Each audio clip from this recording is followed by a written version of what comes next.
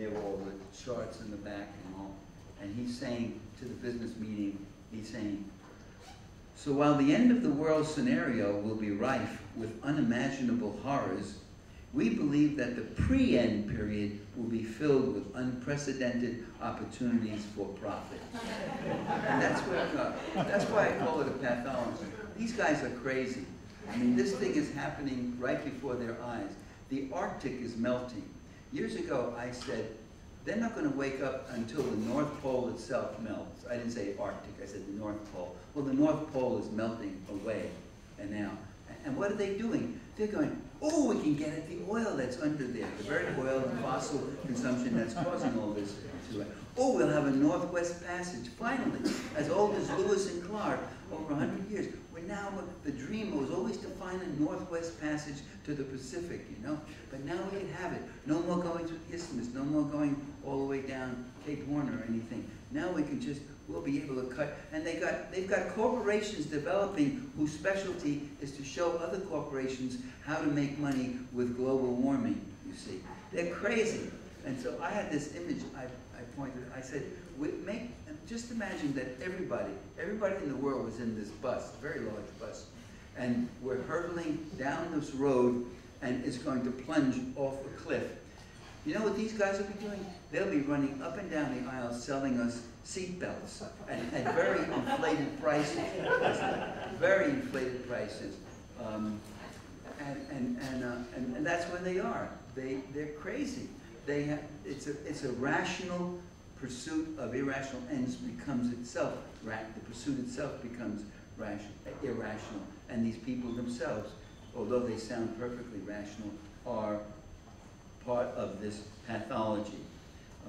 And our job is to grab control of the bus, turn it around, get these guys off the aisles, maybe open the door, throw them out, slow down first, and the like.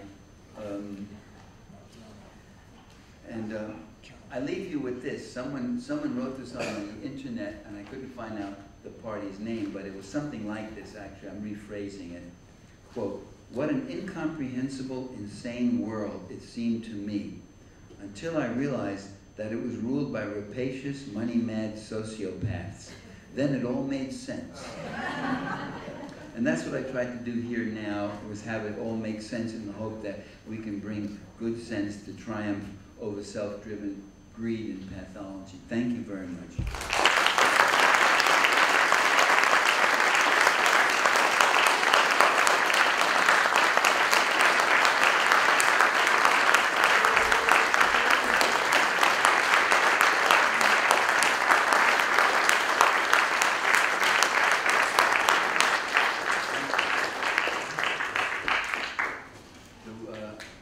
Should we call it quits, or do you want Q&A? Well, you do about 15, 20 minutes Q&A. You really want Q&A? You know, the pay isn't that great. Okay. Yes. Well, I wouldn't ask this question, but everybody in this room wants to know how you're going to vote. Could you repeat the question?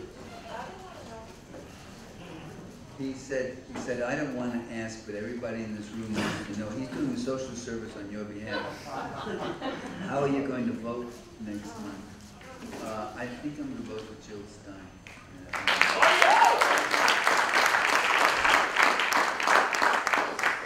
Now, a dear close friend of mine who suffers from Lyme disease, I help support her. She's so afraid she's going to lose her $900 a month disability. She's going to vote for Obama. There's no guarantee she isn't going to lose it anyway, but I can't tell her, no, don't do that. It's hard, you know. I don't look down, but I don't denounce anybody who does vote for Obama. He's a slippery, treacherous guy. I mean, I wouldn't trust him with anything. So, I don't know what to say. Look, I voted in 2008 when Obama was running against McCain.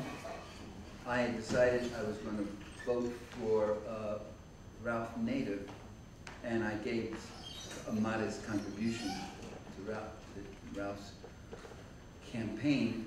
And then I heard him talk about the Castro regime, and I said, I don't use terms like that. Why is Ralph doing that? Castro regime, what? And I thought, you know, I think I'm going to vote for Cynthia McKinney, who's really got great politics and been in Congress, African-American woman who's just a wonderful, great, good person too. And I've shared the podium with her a number of times. And then I got so furious. McCain got so bad. The stuff that the GOP was putting out was so rotten and horrible. I said, how can I really vote against them? And I decided I would vote for Obama. And the night he was elected, you know, I called it, and I left this party we were at, and I went wandering off up to the campus. I live in Berkeley, so they're about 2 blocks from the campus on Telegraph Street. There was 500, 600 students out in the street, and they all were dancing, Obama, Obama. And I felt like somebody from a science fiction movie where I was saying, no, no, you're crazy, you don't know who, no, you gotta watch this guy, you gotta push him, we have to make him do it. As Roosevelt, that famous line, Roosevelt, they always use it now, Roosevelt said, that's a good program, good plan, now make me do it. And what he meant was, now create a visibility for this issue and put pressure on Congress and put pressure on, and give it a momentum so that I can add what I can to it. But this guy, I mean, he's not to be trusted. He loves Republicans, and he just wants to be embraced by them and all that. So I'm sick of them. So that's what I think I'm going to be doing. Now, I may not even vote. I mean, I don't know. Oh, God. No, I probably there's a lot.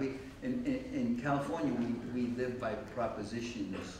So we sit there. We have proposition 37 and 35 and 32 and 38 and 64 and so forth. And we have to sit. I mean, I tell you, if this is democracy, I'm getting kind of like. Yes, somebody else up there. Yes. That's not a good answer, but that's what I'm. I don't know if that's a comfortable question, but you seem like the right person to ask. If it's a given that the corrupting influence of corporations on our government has sort of landed us in the obvious mess that we're in, you made reference to social democracies and inferred that they were had a more positive impact on their citizens than ours. But if the way we got here is through big government and corporate interests corrupting that government, then how does it make sense to solve that by even larger government programs and bigger and more powerful government yet again? I have a good old anarchist coming out here. Government is the enemy. Well, I mean, that's the position of the anarchists and the Republicans. They both say government is the enemy. But government is an instrument that you could use for good or bad programs. Government is government's the only thing you got. I mean, what are you talking about? You walk outside and those steps that he's going up right now, those are government-built steps. You're living in socialism right here. My students say, what is socialism? When I taught at State University of New York, what is socialism? How would it work? How would it even work? I said, well, you're sitting right in it right now here. For 4 years you're in. I mean, you're going to school at affordable tuition, practically free in those days it was. This was back in the 60s. Your teachers are as good as the teachers of private schools. The students are as good, actually better, as some of the admission things they had to do to get in. I support socialism because it works, or when it works. I support it for transportation, utilities, education, medical care, housing, a number of other things. So we don't have to have socialism for everything. Mom and pop stores, some of them we can have private ones. You know, when I was in the Soviet Union, they had publicly owned, government-owned restaurants. They were terrible. Of course, I'm a manager of a restaurant. The last thing I want is a huge clientele of satisfied, eager customers coming in every night, and we got to work that much harder for them. The lousier the restaurant, the less people came in. The more left over we had, the more we could sell on the black market, the more we could eat for ourselves. And, I mean, they had all sorts of illusions about themselves, you know, that they had the great society. I remember our guide, she said, "There's no prostitution in my country." And look, I mean, it's a woman, early 40s. She's 40 years old, and she's talking like this. I mean, this is an experienced woman, 40. That's an experienced woman. And she's saying, there's no prostitution. We're talking about a country of what, 350 million at that time, 400 million people who've been through war and diversity, and there's no prostitution. I said to her, I said, Eliana, I said, there may not be no prostitution in your country, but there's a hell of a lot of it in our hotel here. And without missing a beat, she said, well, all those girls have day jobs. They do. She knew that. How did I get in on this? Oh, about government.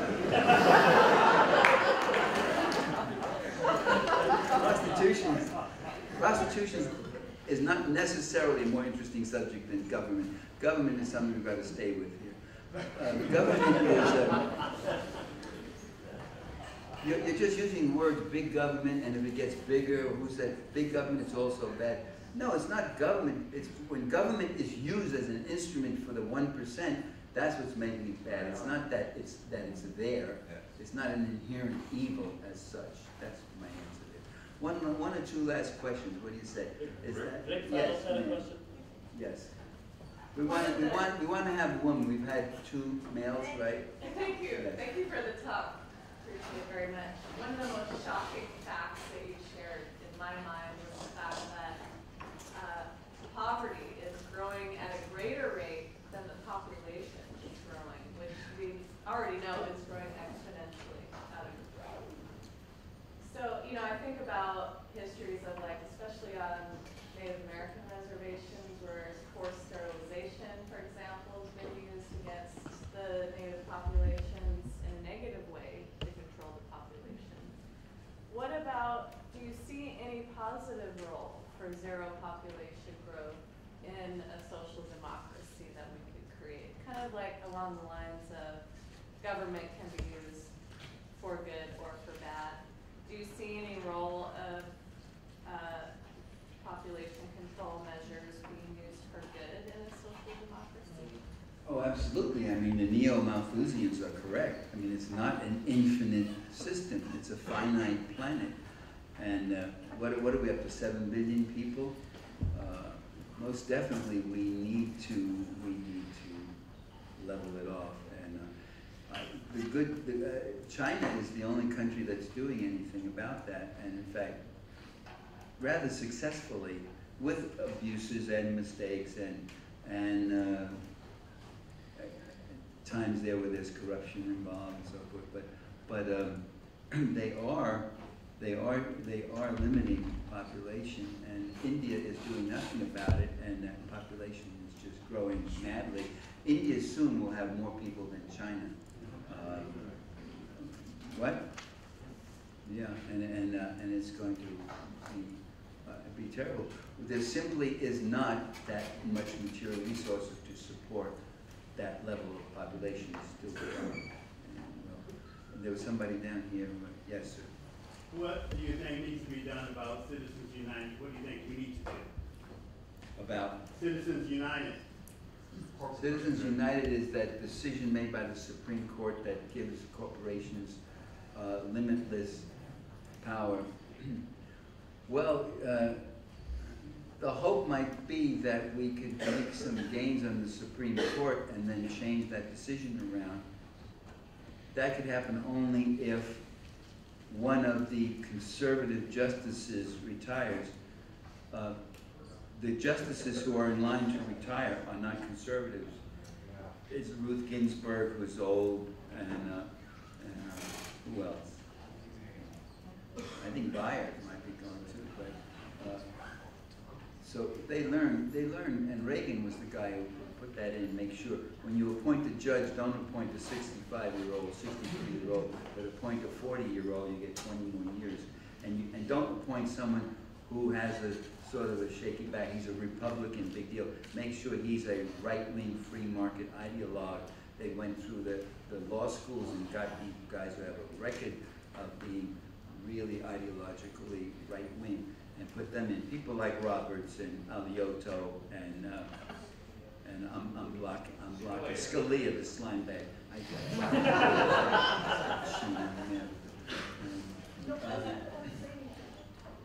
We always used to, you know, this is another thing, like, this is an interesting thing about ethnic politics. At the Italian American Historical Association, there'd always be some guy get up every meeting.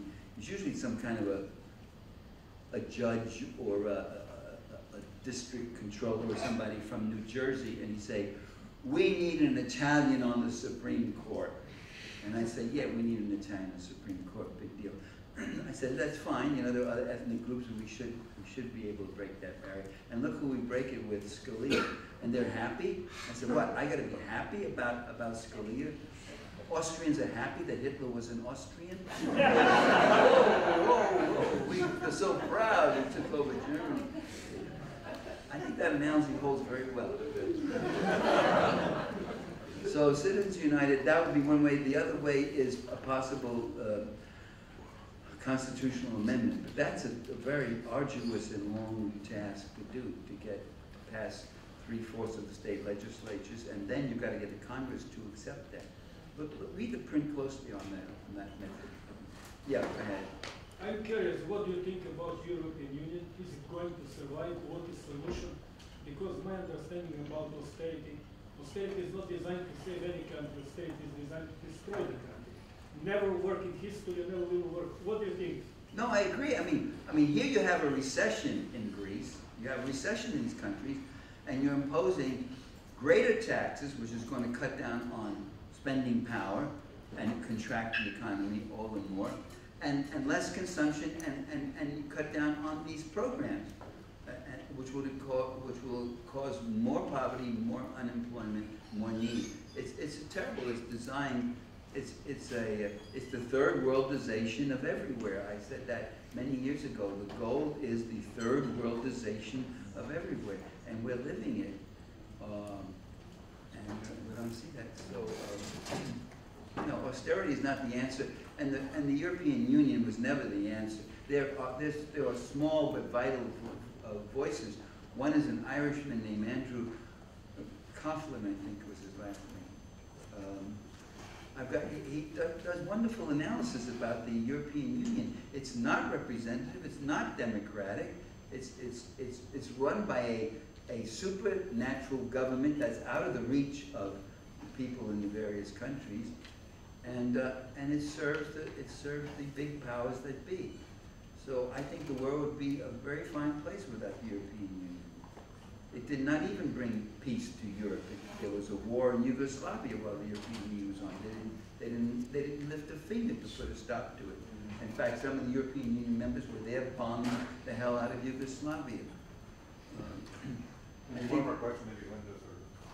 One last question, and Mine was more a comment than a question. I really have to take issue with going along with the idea that zero population growth is something that a government should put into issue. I think if you fully educated every woman in this world and gave her health access and reproductive justice, there would be no need for zero population growth. why is that? When given the opportunity and the education, would control their own families. And they would limit the number of children they would have. Yes, I mean, that's not news. We all know that, and let it so be. I never advocated universal forced limitation of family. I said there was only one. I said there was one country that did this, but most definitely that's already happening in places like South Korea and a few other countries where women are delaying marriage and deciding that they having a nicer time having work and spending money and their friends and the like. and rather than getting some guy who then comes home drunk and cheats on her and so forth and leaves her pregnant and the like.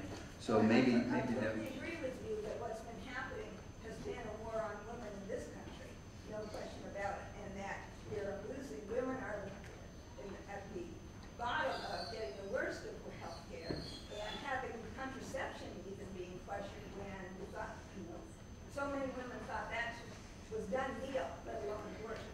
So I totally agree with you with the way things are going. Thank you, ladies and gentlemen. It's been